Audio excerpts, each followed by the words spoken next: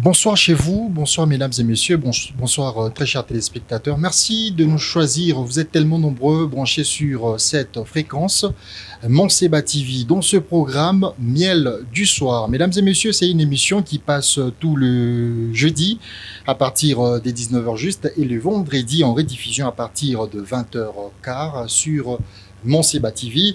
Vous découvrez chaque fois le pasteur Emmanuel Batouambi, qui est justement le berger du ministère international Camp de refuge, MICRE en sigle, situé, mesdames et messieurs, à l'angle des avenues Philaos et chaussée de Kasenga. Nous sommes au quartier Bel Air, précisément dans la commune de Kampemba, à Lubumbashi, dans la province du Katanga, en République démocratique du Congo. Vous êtes tellement de milliers à nous regarder sur cette télévision. Nous avons débuté un grand thème la semaine dernière. Donc la semaine dernière, c'était la suite.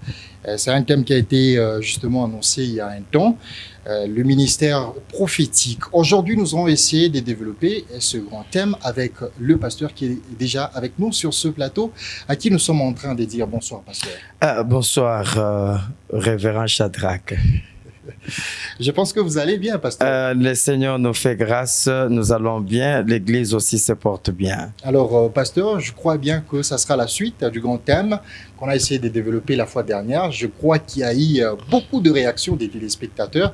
Et ce soir, il y en aura encore, parce que beaucoup de gens sont branchés, question d'avoir cette nourriture vespérale. Alors, nous allons continuer avec cette grande pensée, le ministère prophétique. Merci beaucoup. Je crois que depuis la semaine passée, nous étions en train d'exploiter cette matière qui n'est pas vraiment moindre parce que c'est vraiment une notion très, très capitale et que beaucoup sont en train de confondre. Il y a beaucoup de choses que beaucoup de gens sont en train de confondre lorsqu'on est en train de parler du ministère prophétique, raison pour laquelle nous en parlons afin d'apporter la lumière et surtout sur base des Écritures. Parce que tout ce que nous exploitons ici, nous prenons à témoin, nous appelons à la barre les Écritures pour témoigner. Alors, je crois que la fois passée, nous avons dit que nous avons le prophète qui est-ce? Qui est le prophète? Le prophète comme étant Nabi, Nabi qui est de l'hébreu, qui signifie prophète, il signifie trois choses. Il signifie celui qui parle des vents. S'il parle des vents, c'est un prédicateur. Il signifie celui qui parle avant. S'il parle avant, il annonce l'avenir ou il prédit l'avenir. Et troisièmement, il est celui qui parle à la place de ou qui fait le porte-parole. C'est ainsi que nous avons dit qu'il doit nécessairement être l'œil, l'oreille et la bouche des dieux. Alors, aujourd'hui, révérend Shadrach, nous serons en train de parler sur les degrés d'inspiration prophétique. Les degrés d'inspiration prophétique. Ouais. Voilà, une autre nourriture spirituelle. Oui, toujours dans le même sujet. Et maintenant, nous prenons un point sur les degrés maintenant d'inspiration prophétique. Et je crois que cela, que j'aimerais que ceux-là qui m'ont suivi la fois passée puissent bien suivre encore pour qu'ils puissent comprendre ce que nous allons développer.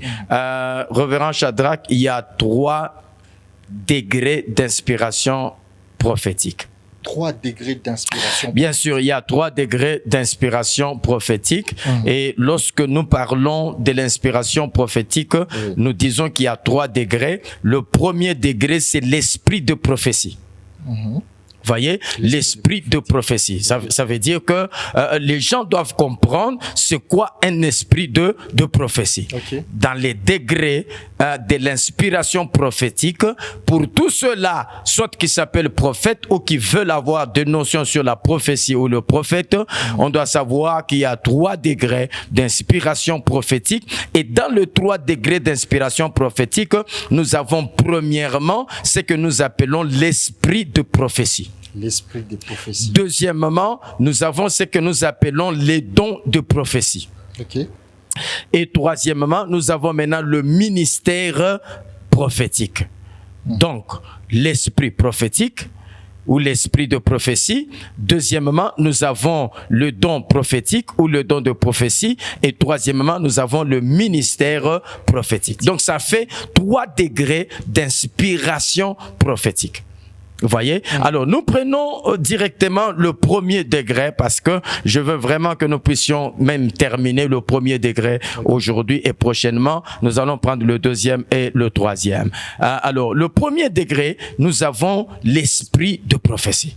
Très bien. Alors, est-ce que nous pouvons prendre une écriture parce que jusque-là, on n'a pas encore pris une écriture. Nous sommes en Apocalypse chapitre 19, le verset 10. Apocalypse chapitre 19, le verset 10.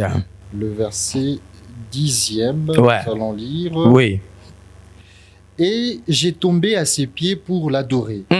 Mais il m'a dit, Oui. garde-toi de le faire. Oui. Je suis ton compagnon de service et c'est lui de tes frères qui ont le témoignage de Jésus. Qui ont les témoignages de Jésus. Oui. Adore Dieu, Oui. car les témoignages de Jésus Ah. est l'esprit de la prophétie. Vous comprenez ça? Vous comprenez? Le témoignage de Jésus, c'est l'esprit de prophétie. Oh. Mais l'esprit, ici, on nous parle de l'esprit de prophétie. L'esprit de prophétie. L'esprit de prophétie.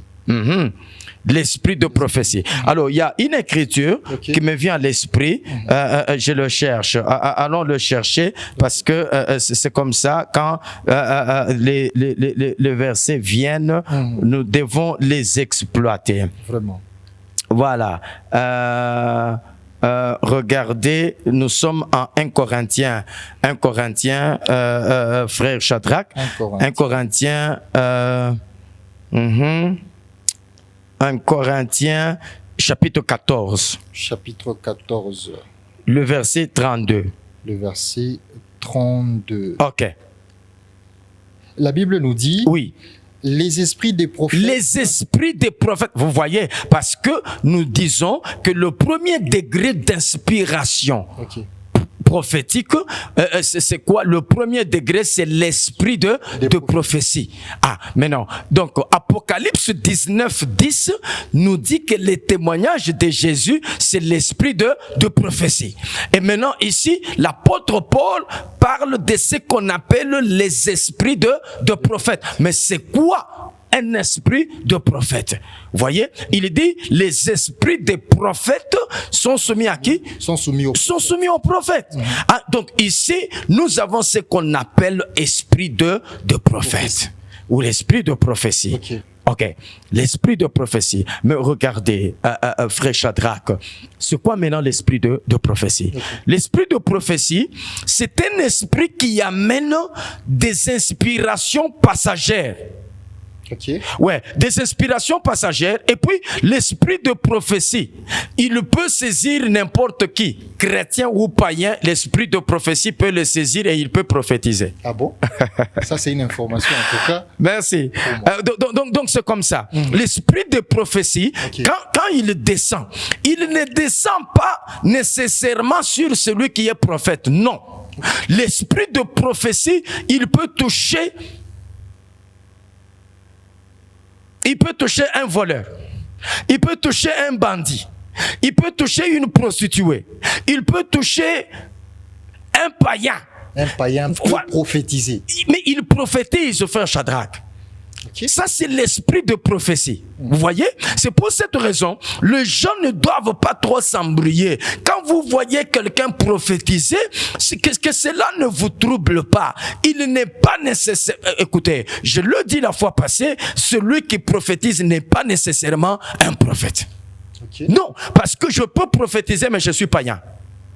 Pourquoi? Parce que l'esprit des prophéties, il touche tout le monde. Sans exception, parce que la Bible dit que Dieu ne fait exception des personnes.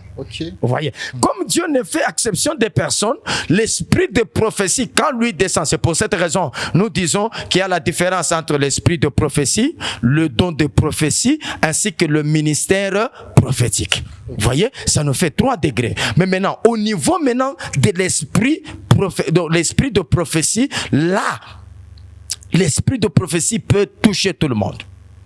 Il peut toucher tout le monde. Nous prenons certains exemples dans la Bible pour en fait soutenir ce que nous disons. Oui. Alors, consultons 1 Samuel chapitre 19. 1 Samuel chapitre 19. Oui. Nous prenons le verset 20. Le verset 20e, nous allons lire. Oui. On le rapporta à Saoul en disant: voici David et Anajot.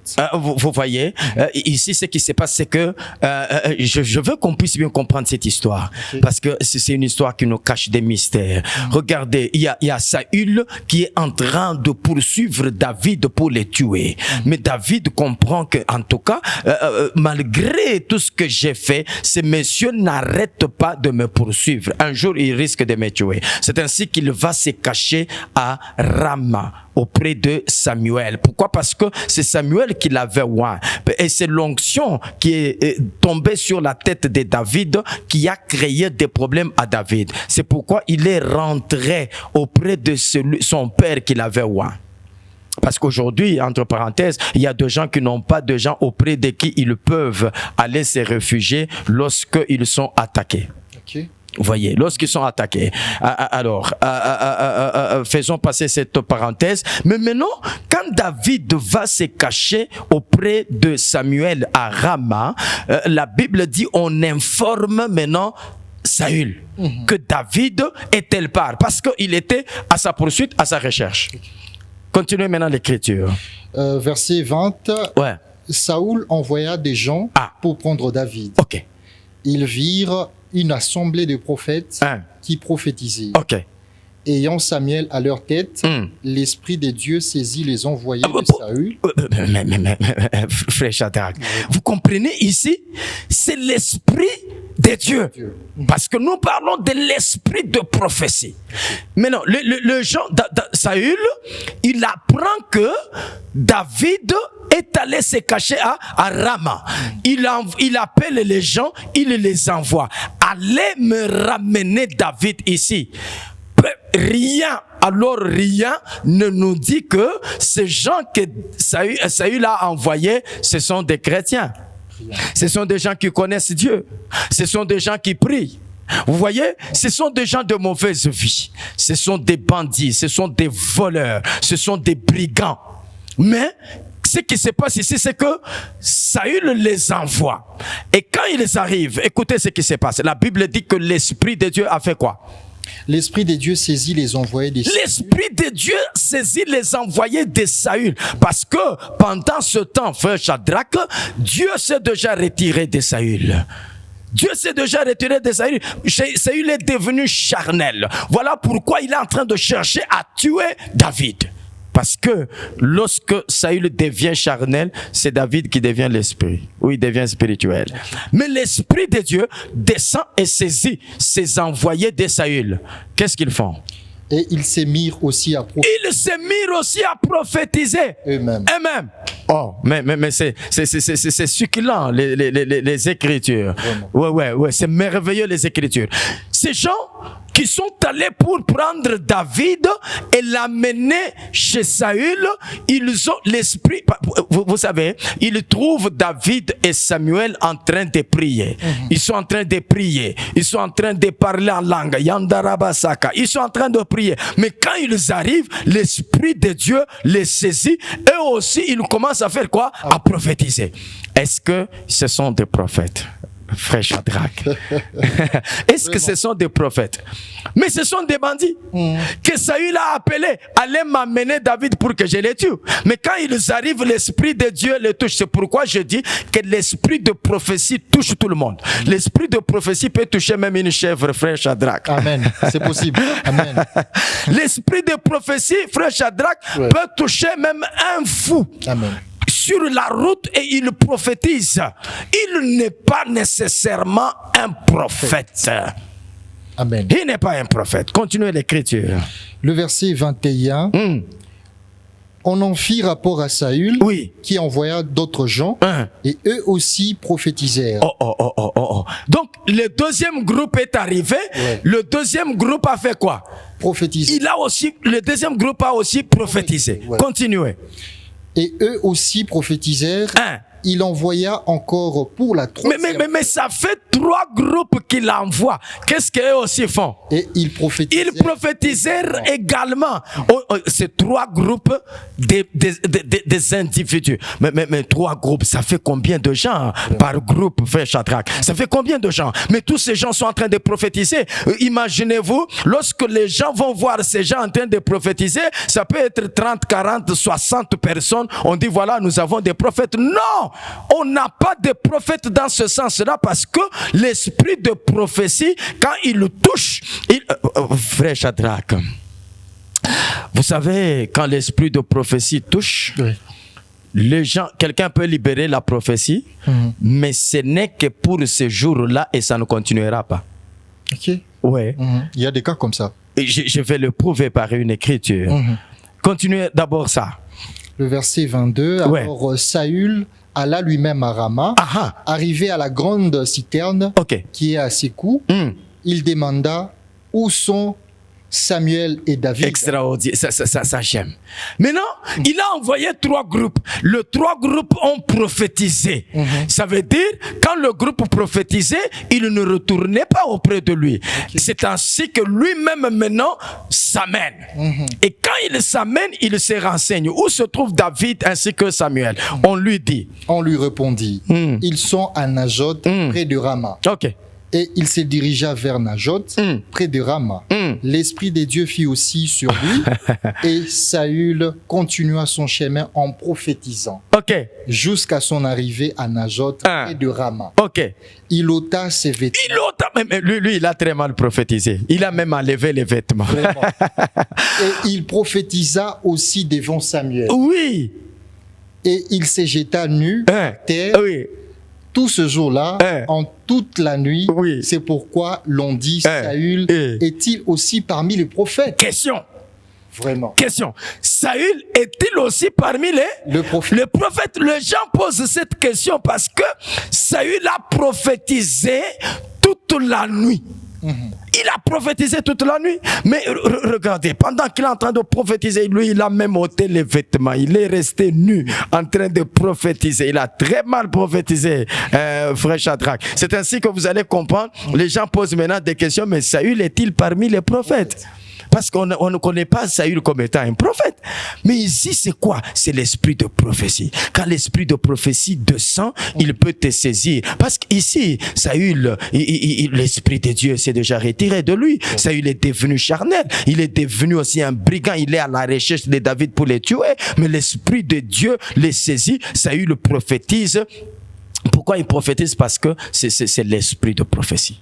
C'est l'esprit de prophétie. Donc, frère Shadrach, l'esprit de prophétie peut toucher un fou sur la rue et le fou prophétise. L'esprit de prophétie peut toucher une chèvre peut prophétiser. L'esprit de prophétie peut, vous êtes en prière le soir dans votre maison, vous êtes en train de prier, l'esprit de prophétie descend sur votre grande sœur. Elle prophétise. Elle n'est pas prophétesse, frère Shadrach.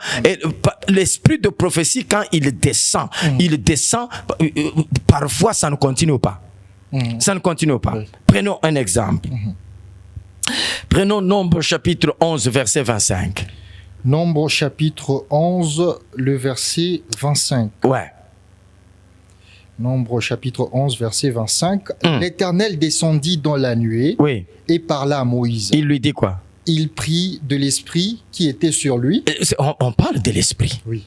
Parce que nous parlons de l'esprit de prophétie. Donc, Dieu dit à Moïse, prends 70 anciens. Et puis, amène-les. Ce sont des gens qui vont travailler avec toi. Alors, moi, je descendrai. Je prendrai l'esprit qui est sur toi. Dieu ne prend pas l'esprit sur lui. Il prend l'esprit sur Moïse. Et c'est l'esprit de Moïse qu'il met sur les 70 anciens. Regardez ce qui se passe. Il prit de l'esprit qui était sur lui et le mit sur les 70 anciens. Ça faisait 70. Vraiment. Allez-y. Et dès que l'esprit reposa sur eux, ils prophétisèrent, mais ils ne continuèrent pas. Ça j'aime. Mais ça j'aime. Et puis, ceux qui nous suivent doivent comprendre ces choses. Ils ont prophétisé, mais ils n'ont pas fait quoi? Ils n'ont pas continué. Ça signifie qu'aujourd'hui, l'esprit de prophétie peut saisir quelqu'un, quelqu'un peut prophétiser, mais ce n'est que ce jour-là, sa prophétie ne continuera pas. Alors, les erreurs que nous commettons, c'est quoi? Nous sommes à la maison. Notre grand frère a prophétisé pendant qu'on était en train de prier. C'est fini. Comme il a prophétisé, il est devenu qui? Prophète. J'ai un problème. Oh, prie pour moi, que Dieu puisse te dire ce que je dois faire. Dans les quartiers, quelqu'un a prophétisé. Même à l'église, quelqu'un peut prophétiser, mais c'est l'unique fois qu'il a prophétisé, il ne prophétisera plus. Allez questionner, posez la question à l'ânesse de Balaam. L'ânesse de Balaam a prophétisé une fois, vous ne trouverez plus une autre fois où l'ânesse de Balaam a prophétisé. Ça signifie que l'esprit de prophétie, il peut te saisir une seule fois. Une seule fois. Amen. Une seule fois. Même les gens qui sont en train de travailler avec nous dans ces studios, pendant que nous sommes en train de parler, l'esprit de prophétie peut les saisir. Ils prophétisent, ils ne deviennent pas automatiquement prophètes. C'est juste ce jour-là. C'est juste ce jour-là, frère Shadrach. Vous voyez, la Bible dit, ils ne continuèrent pas. Continuez la lecture. Le verset 26. Il eut deux hommes, l'un appelé Eldad, l'autre Médad, et l'autre Médad, qui étaient restés dans le champ. Mais regardez, pendant que Dieu appelle ces 70 anciens à venir au tabernacle pour recevoir l'esprit, il y a deux. Ce sont des rebelles, ce sont des têtus. Ils sont restés eux dans le camp. Mais regardez, bien qu'ils soient restés dans les camps parce qu'ils étaient déjà sélectionnés, l'Esprit de Dieu va les toucher là où ils étaient. Lisez, vous allez comprendre. Et sur lesquels l'Esprit reposa, car ils étaient parmi les inscrits. Quoiqu'ils ne fussent point allés à la tente, et ils prophétisèrent dans le camp. Un jeune garçon courut l'annoncer à Moïse et dit, Eldad et Médad prophétisent dans le camp. Le verset 28. Vous voyez, mais merci, merci. Donc ici, nous avons ces rebelles-là. Ce sont des rebelles. Vous voyez, parce qu'ils n'ont pas obéi à la voix. Ceux qui étaient sélectionnés, ils devaient être à l'attente d'assignation. Mais ils sont restés dans le camp. Et pendant qu'ils sont restés dans les camps, ce qui arrive, c'est quoi? Ce qui arrive, c'est que l'Esprit de l'Éternel, l'Esprit s'est aussi reposé sur eux. Ils ont prophétisé. Ils ont prophétisé. Mais ce qui m'intéresse d'abord ici, c'est que l'Esprit de prophétie, il peut te saisir. Tu peux prophétiser, mais ça peut être juste pour ce jour là, ça peut ne pas continuer. Amen. Ouais, ça peut ne pas continuer. Et puis, comme je dis, l'esprit de prophétie, il ne touche pas seulement les chrétiens. Même un païen, l'esprit de prophétie peut le saisir, il peut prophétiser. Alors, nous ne devons pas être maintenant intimidés ou bien, je sais pas moi, nous ne devons pas être, bouleversés lorsque nous voyons quelqu'un en train de prophétiser. Non, c'est là que des erreurs se sont introduites. Parce que quand je vois quelqu'un en train de prophétiser comme ça, automatiquement, je commence à l'appeler comment? Prophète. C'est comme ça parce que même à l'université, il y a des étudiants qui sont en G1 droit, qui s'appelle déjà maître. Tu vois quelqu'un en G1 médecine, il s'appelle déjà docteur. Vous voyez un peu ça. C'est comme ça. La Bible dit la nature elle-même ne vous enseigne pas. C'est comme ça. Ça veut dire que dès qu'on voit quelqu'un en train de prophétiser, c'est fini.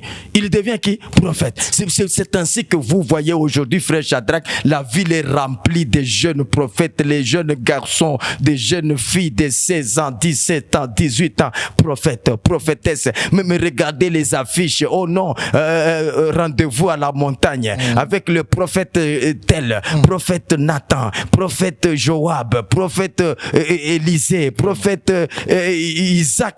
Donc il y a ces choses-là. Et puis vous allez voir que ce sont les enfants qui sont en train de traîner le foule derrière eux. Non, on se rencontre devant, je sais pas moi, sur la route, l'avenue telle, et puis on prend les bus, on est parti à la montagne. Tout ça c'est quoi? C'est l'ignorance. C'est l'ignorance. Mais l'esprit de prophète peut toucher n'importe qui et il peut prophétiser. Amen. Il peut prophétiser. Même un païen, j'insiste, même un païen, même un païen, même un fou, l'esprit de prophétie peut le saisir. Vous voyez ça? Donc, c'est comme ça que les gens doivent comprendre que ce n'est pas le fait de voir quelqu'un en train de prophétiser qui fait de la personne un prophète. Non. En tout cas, grand merci, pasteur, pour cette nourriture spirituelle vespérale. Mesdames et messieurs, vous êtes en train de nous regarder. Je pense bien qu'il y a 2 numéros qui sont affichés au bas de l'écran. N'hésitez surtout pas d'entrer en contact avec l'homme des dieux. Je crois bien qu'il nous reste quelques bonnes minutes pour mettre un terme à cette émission Miel du soir, la bonne parole vespérale, la bonne parole, la bonne nourriture spirituelle. Alors, pasteur, je pense que nous avons quelques minutes. Nous allons chuter avec ce grand thème. Merci beaucoup. Je crois que aujourd'hui, j'ai voulu que les gens comprennent, qu'ils comprennent que lorsqu'on parle des prophètes, il y a 3 degrés de l'inspiration de prophète ou de prophétie, et dans le 3 degrés nous avons l'esprit de prophétie. L'esprit de prophétie, nous avons vu cela en Apocalypse chapitre 19 le verset 10.